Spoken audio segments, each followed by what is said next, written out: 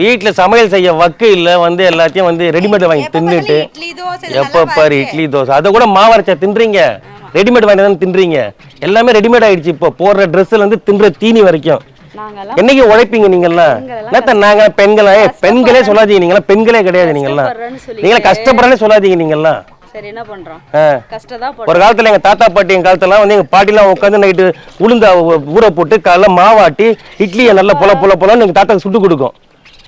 அப்ப எங்க பாட்டி 90 வயசு வரைக்கும் வாழ்ந்துச்சு இப்ப ரெடிமேடா தின்னு எல்லாம் 40 வயசுல பொட்டுன்னு போயிடுறீங்களே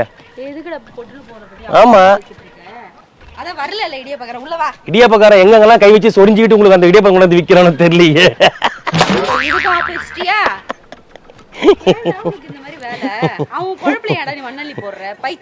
நாங்கெல்லாம் மண்ணெல்லாம் போடல போங்க அப்படியே எல்லாம் சுத்தம் பார்த்து தின்ற மாதிரிதான் வீட்டுல சமைச்சு சாப்பிடுங்கப்பா போங்கப்பா அப்படியே ஊர்ல எதையும் என்ன வித்துட்டு வரோம் வாங்கி தின்னுட்டு உடம்பு வளர்க்கலாம்னு பாக்காதீங்க